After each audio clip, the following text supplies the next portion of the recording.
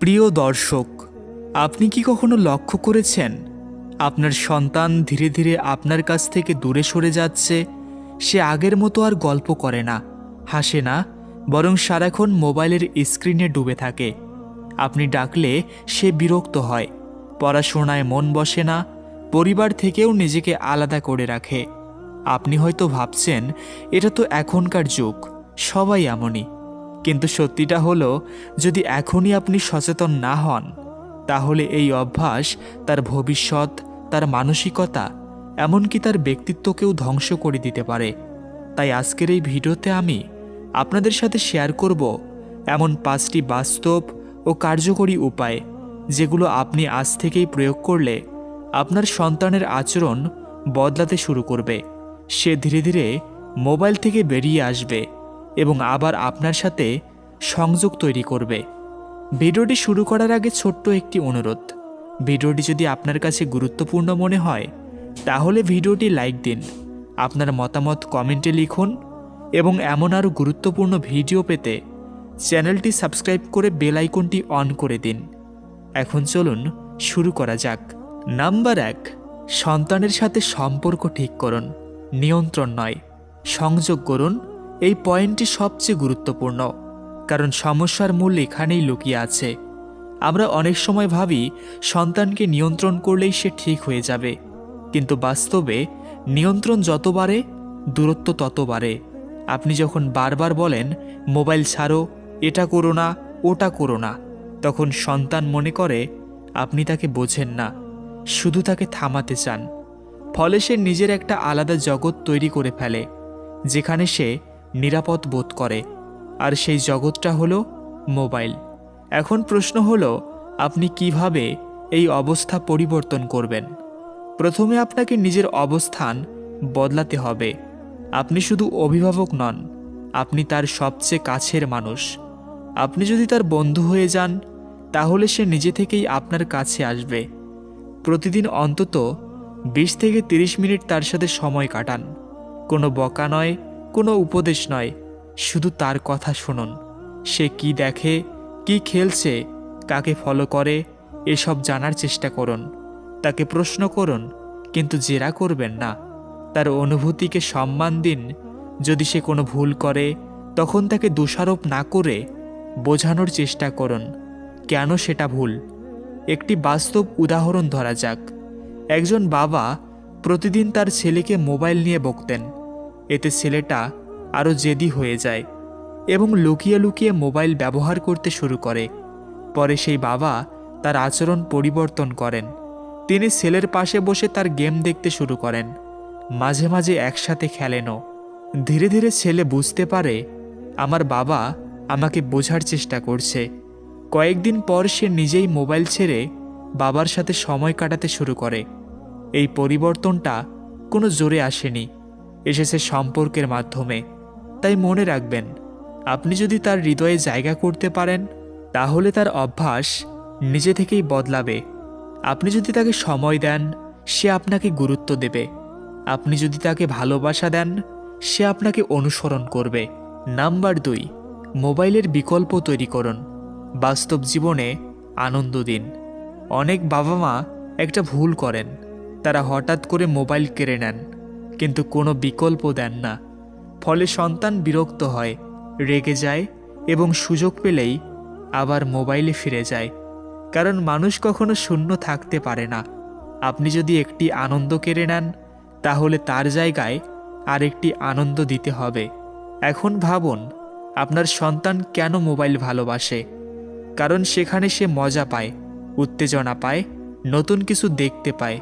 এখন আপনার কাজ হলো বাস্তব জীবনে সেই আনন্দ তৈরি করা। প্রতিদিন তাকে নিয়ে বাইরে যান, পার্কে, মাঠে বা খোলা জায়গায়। তার সাথে খেলুন, ক্রিকেট, ফুটবল বা যেটা সে পছন্দ করে। বাড়িতে বসেও অনেক কিছু করা যায়, বোর্ড গেম, ড্রয়িং, গল্প বলা, একসাথে রান্না করা।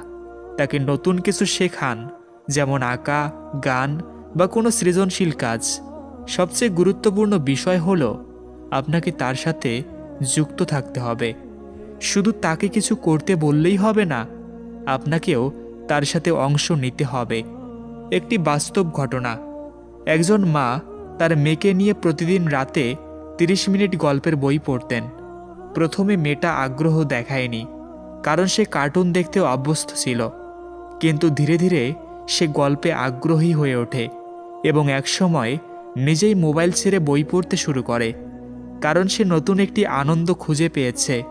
তাই মনে রাখবেন, মোবাইলের বিরুদ্ধে লড়াই করে জেতা যায় না, কিন্তু বিকল্প আনন্দ তৈরি করে সহজেই জেতা যায়। আপনি যদি তার জীবনে বাস্তব আনন্দ যোগ করতে পারেন, তাহলে সে নিজেই স্ক্রিন থেকে দূরে সরে আসবে। নাম্বার 3, স্পষ্ট নিয়ম তৈরি করুন, কিন্তু ভালোবাসা দিয়ে বাস্তবায়ন করুন। এই পয়েন্টটি খুবই গুরুত্বপূর্ণ, কারণ অনেক বাবা মা হয় একেবারে কোনো নিয়মই তৈরি করেন না, নয়তো এমন কঠোর নিয়ম করেন যা সন্তানের কাছে শাস্তির মতো মনে হয়। মনে রাখবেন, শিশুদের জীবনে সীমা দরকার, কিন্তু সেই সীমা যদি ভালোবাসা ছাড়া তৈরি হয়, তাহলে সেটা ভয় তৈরি করে, পরিবর্তন নয়। তাই প্রথম কাজ হলো মোবাইল ব্যবহারের জন্য পরিষ্কার ও বাস্তবসম্মত নিয়ম তৈরি করা। যেমন প্রতিদিন কতক্ষণ মোবাইল ব্যবহার করা যাবে, কোন সময় ব্যবহার করা যাবে, পড়াশোনা বা ঘুমের সময় মোবাইল সম্পূর্ণ বন্ধ থাকবে।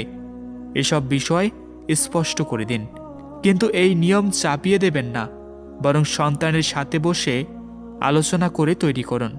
তাকে জিজ্ঞেস করুন, তুমি দিনে কতক্ষণ মোবাইল ব্যবহার করলে ভালো হয় বলে মনে করো। এতে সে নিজেকে গুরুত্বপূর্ণ মনে করবে এবং নিয়ম মানার আগ্রহ বাড়বে।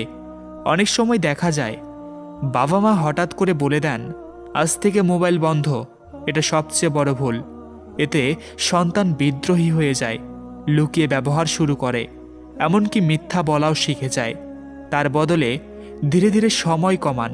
ধরুন সে আগে 5 ঘন্টা ব্যবহার করত, আপনি প্রথমে সেটাকে 4 ঘন্টা করুন, তারপর 3, তারপর 2, এভাবে ধীরে ধীরে নিয়ন্ত্রণে আনুন। আর সবচেয়ে গুরুত্বপূর্ণ বিষয় হলো, আপনাকেও সেই নিয়ম মানতে হবে। আপনি যদি সারাক্ষণ মোবাইল হাতে রাখেন আর সন্তানকে বলেন তুমি মোবাইল ব্যবহার করো না, তাহলে সে কখনোই আপনার কথা মানবে না, কারণ শিশুরা কথার থেকে কাজ বেশি দেখে এবং শেখে। তাই আপনি যদি চান আপনার সন্তান বদলাক, তাহলে আগে আপনাকে বদলাতে হবে। আরেকটি গুরুত্বপূর্ণ কৌশল হলো রিওয়ার্ড সিস্টেম। আপনি তাকে বলুন, তুমি যদি আজ নির্দিষ্ট সময়ের বাইরে মোবাইল ব্যবহার না করো, তাহলে আমরা একসাথে পছন্দের কিছু করব, যেমন বাইরে ঘুরতে যাওয়া, প্রিয় খাবার খাওয়া বা কোনো গেম খেলা। এতে সে শাস্তির ভয়ে নয়, বরং পুরস্কারের আশায় নিয়ম মানবে। একটি বাস্তব ঘটনা, একজন মা তার ছেলের জন্য একটি চার্ট তৈরি করেছিলেন। প্রতিদিন নির্দিষ্ট সময়ের বেশি মোবাইল ব্যবহার না করলে সে একটি স্টার পেত। 1 সপ্তাহে 5টি স্টার জমলে সে একটি ছোট উপহার পেত। ধীরে ধীরে ছেলে নিজেই নিয়ম মেনে চলতে শুরু করে, কারণ সে বুঝে গেছে নিয়ম মানলে লাভ আছে। তাই মনে রাখবেন, নিয়ম তৈরি করা সহজ, কিন্তু সেই নিয়মকে ভালোবাসা দিয়ে বাস্তবায়ন করাই আসল চ্যালেঞ্জ।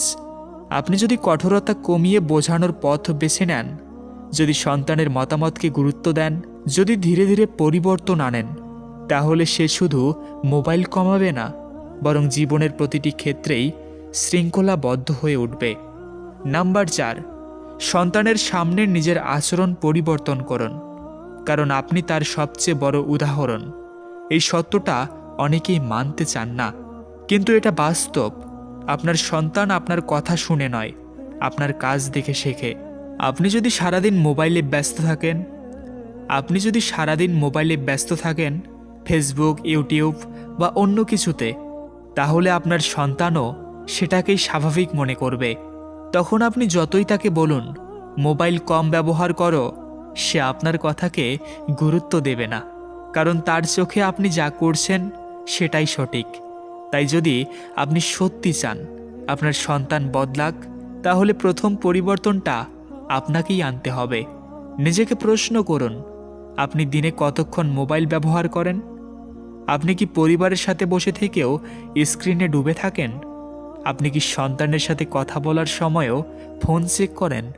যদি উত্তর হ্যাঁ হয়, তাহলে বুঝতে হবে সমস্যাটা শুধু সন্তানের নয়, পরিবেশেরও।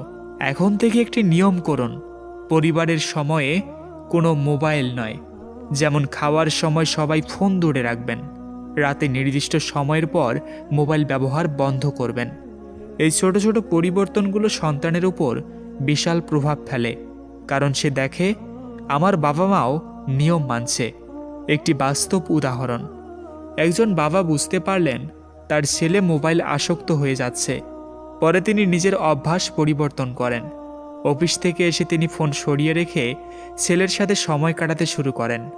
কয়েকদিন পর ছেলে নিজেই ফোন ছেড়ে বাবার সাথে খেলতে শুরু করে, কারণ সে একটি নতুন বাস্তবতা দেখেছে, যেখানে সম্পর্ক স্ক্রিনের থেকে বেশি গুরুত্বপূর্ণ। আরেকটি বিষয়, আপনি যদি চান আপনার সন্তান বই পড়ুক, তাহলে আগে আপনাকে বই হাতে নিতে হবে। আপনি যদি চান সে বাইরে খেলুক, তাহলে আপনাকে তার সাথে বাইরে যেতে হবে। আপনি যদি চান সে পরিবারকে সময় দিক, তাহলে আপনাকে তাকে সময় দিতে হবে। মনে রাখবেন, শিশুরা নির্দেশনা নয়, অনুকরণ নয়, তাই আপনি যা করবেন সে সেটাই শিখবে। তাই নিজের আচরণ পরিবর্তন করা শুধু একটি উপায় নয়, এটি সবচেয়ে শক্তিশালী উপায়। আপনি যদি নিজেকে বদলাতে পারেন, তাহলে আপনার সন্তানকে আলাদা করে বদলাতে হবে না, সে নিজেই আপনার পথ অনুসরণ করবে। নাম্বার 5, ধৈর্য ধরুন এবং ইতিবাচক পুনরাবৃত্তি ব্যবহার করুন। প্রিয় দর্শক, আপনি যতটা প্রস্তুতি নেন, যতটা নিয়ম তৈরি করেন, যতটা বিকল্প আনন্দের ব্যবস্থা করেন, তারপরও একদিনেই সব পরিবর্তন হবে না। সন্তানদের আচরণ পরিবর্তন করা সময় সাপেক্ষ এবং ধৈর্যের পরীক্ষা। তাই এই পয়েন্টের মূল থিম হল ধৈর্য ধরে ইতিবাচক পুনরাবৃত্তি করা। শিশুরা মুহূর্তেই বদলায় না, তাদের অভ্যাস ধীরে ধীরে গঠিত হয়। যদি আপনি আজ চেষ্টা করেন, কাল পরিবর্তন আশা করবেন, তবে হতাশ হওয়ার খুব বড় সম্ভাবনা। আসলে ধৈর্য ও ধাপে ধাপে ছোট পরিবর্তনের মাধ্যমে সন্তান আসলেই বদলায়। প্রথমে বুঝে নিন যে কোনো আসক্তি, এখানে মোবাইল আসক্তি, তা এক রাতেই তৈরি হয়নি, বরং কয়েক মাস বা বছরের অভ্যাস সন্তানকে এই পর্যায়ে পৌঁছে দিয়েছে। তাই প্রত্যাশা রাখবেন ধীরে ধীরে, প্রতিদিন ছোট ছোট পদক্ষেপ নিন। ধৈর্যের সঙ্গে সন্তানের প্রতি ইতিবাচক মনোভাব রাখুন। যেমন, যদি সে আজ নির্দিষ্ট সময় মোবাইল ব্যবহার করতে পারে, তাকে ছোটভাবে প্রশংসা করুন। বলুন, দারুণ, তুমি আজ সময় মতো মোবাইল ব্যবহার করেছ। এই ধরনের ইতিবাচক পুনরাবৃত্তি সন্তানের মধ্যে সব প্রেরণা তৈরি করে। সে দেখবে নিয়ম মানলে প্রশংসা ও ভালোবাসা পাচ্ছে।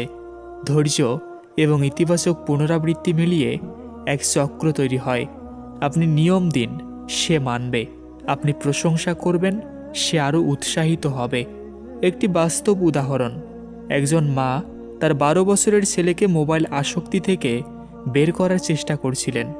প্রথম দিন তিনি ছেলের মোবাইল সীমিত সময়ের জন্য রাখলেন। ছেলে বিরক্ত হয়ে কথা বলল না।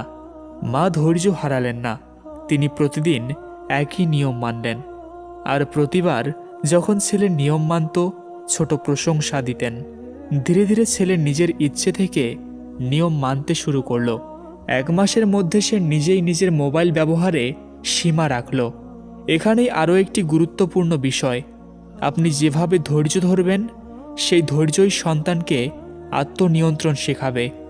অনেক বাবা মা তাড়াহুড়ো করে মোবাইল একেবারে বন্ধ করে দিতে চাইলে সন্তানের মধ্যে বিদ্রোহ সৃষ্টি হয়। কিন্তু ধৈর্য ধরে নিয়মিত ছোট পরিবর্তন করা হলে সে সহজেই সেই পরিবর্তন মেনে নেয়। আর তার সাথে ইতিবাচক পুনরাবৃত্তি থাকলে, যে প্রতিবার সে ভালো আচরণ দেখায়, প্রশংসা পায়, তাহলে আচরণটি স্থায়ী হয়ে যায়।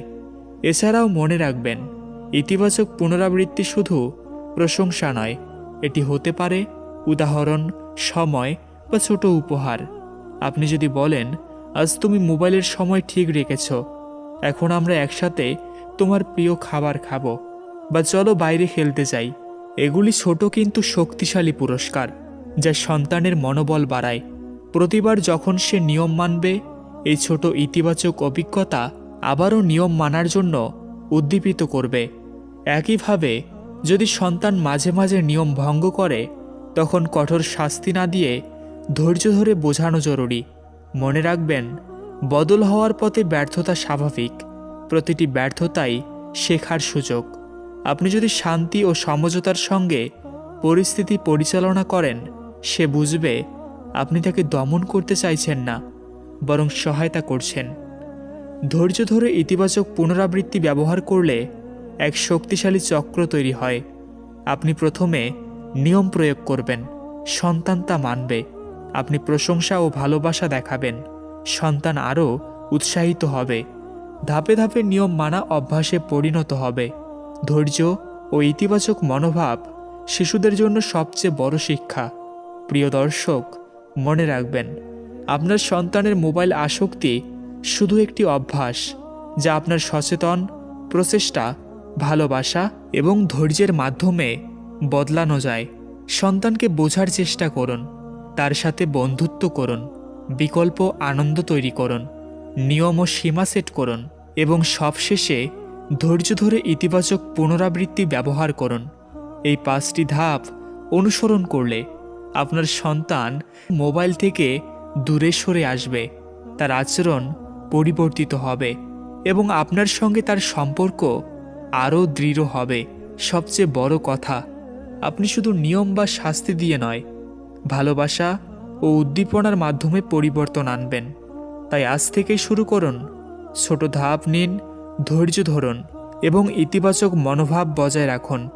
দেখবেন ধীরে ধীরে আপনার সন্তান আবার আপনার কাছে ফিরে আসবে, আগের মতো হাসবে, গল্প করবে এবং আপনার সঙ্গে জীবনের সুন্দর মুহূর্তগুলো ভাগ করবে। আপনার সন্তানকে পরিবর্তন করতে চাইলে আজই এই ভিডিওর উপায়গুলো বাস্তবায়ন করুন। ধৈর্য ও ভালোবাসা, এটাই আপনার সবচেয়ে শক্তিশালী অস্ত্র। তো প্রিয় দর্শক, যদি আমাদের এই ভিডিওটি ভালো লাগে তো অবশ্যই লাইক করবেন এবং আপনার মতামত জানাবেন। আর আপনি যদি আমাদের এই চ্যানেলে নতুন হয়ে থাকেন তো আমাদের এই চ্যানেল মনের লেনদেন সাবস্ক্রাইব করুন। ধন্যবাদ ভিডিওটি শেষ পর্যন্ত শোনার জন্য।